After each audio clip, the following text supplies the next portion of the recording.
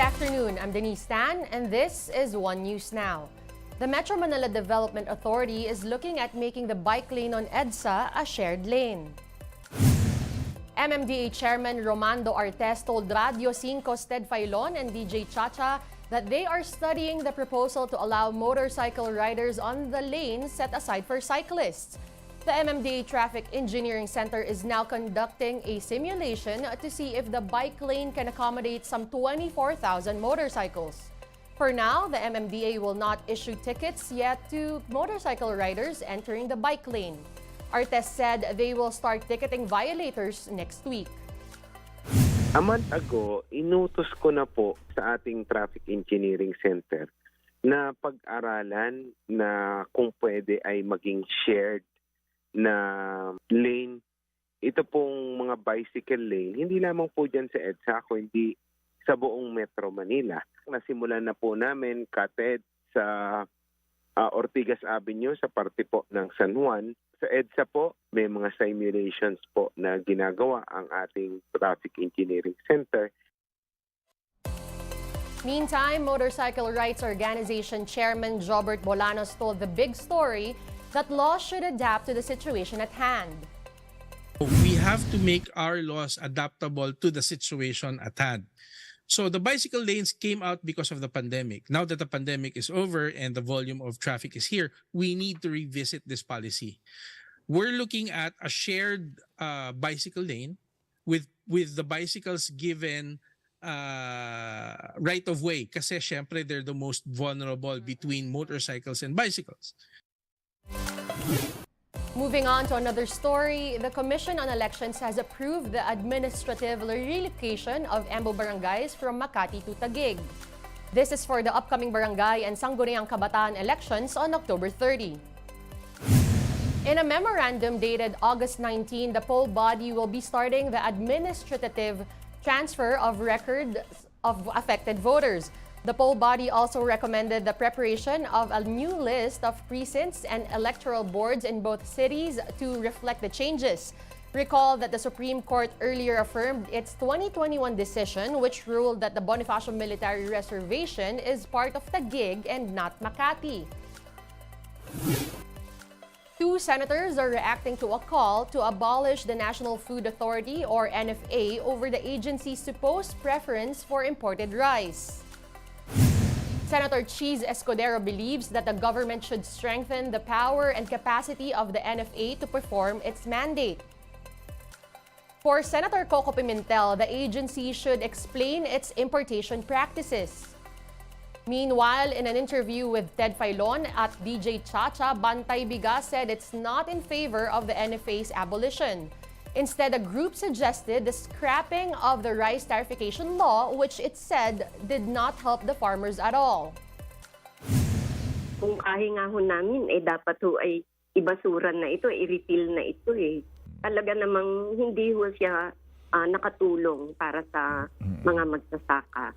Opo. Maging yung sinasabi nila ng mga mga masisingil sa tariff, hindi naman pinakikinabangan ng gusto ng mga magsasaka yung buwis na kanilang nakukuha para sa mga kagalingan ng ating agrikultura o ng sakahan.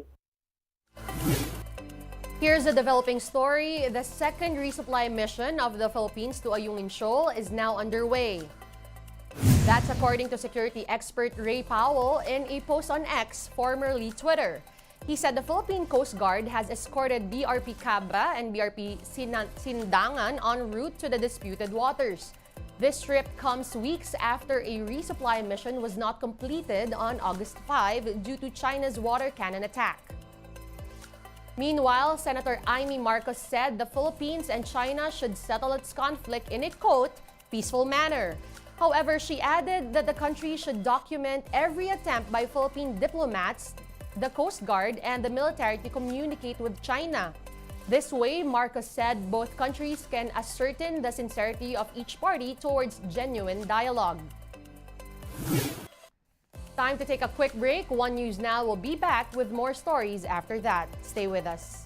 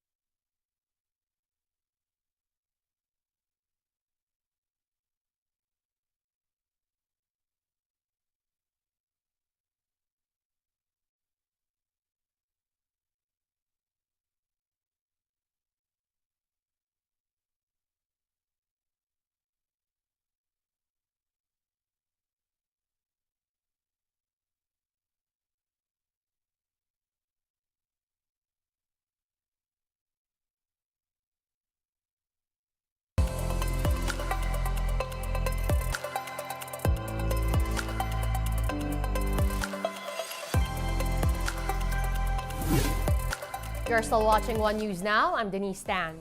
The Education Department defends its order to remove wall decorations in classrooms. Under Brigada Escuela guidelines, all public schools should maintain cleanliness. This means ensuring clutter-free classrooms, including walls devoid of artwork, posters, and other visual aids. Education officials believe bare walls will help learners focus on their lessons. But some teachers group questioned the order, saying printed materials help students in absorbing instructions. DepEd spokesperson Michael Poa told The Big Story that they are not stopping educators from using visual aids.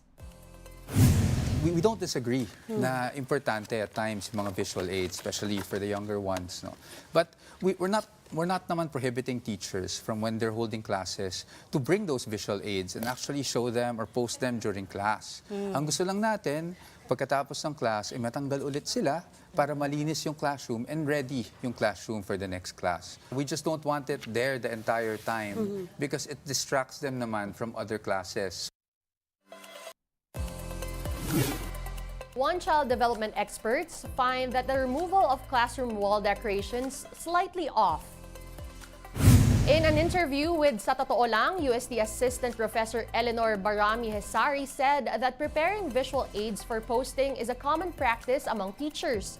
She explained that these materials are important in human development, especially in the early stages of childhood.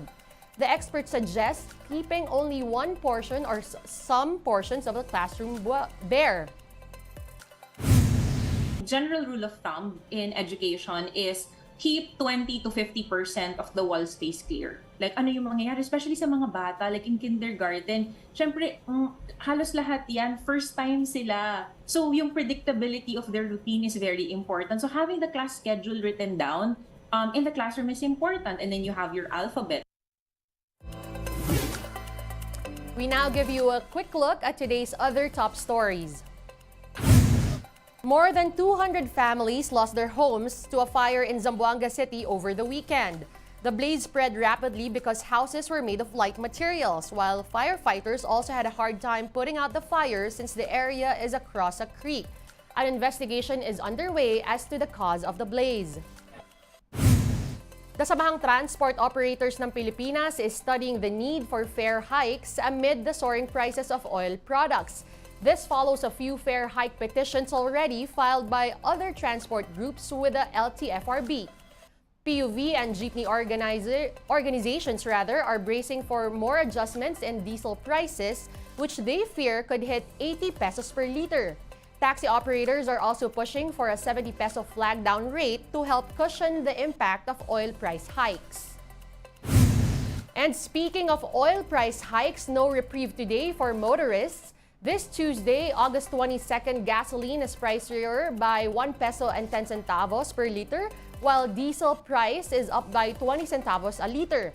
Kerosene, meanwhile, is more expensive by 70 centavos per liter.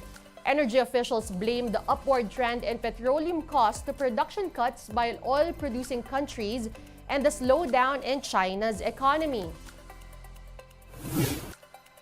In sports, Gilas Pilipinas lost its final tune-up game against Mexico ahead of the FIBA World Cup. Mexico ran away from the Nationals after getting a slight advantage in the third quarter.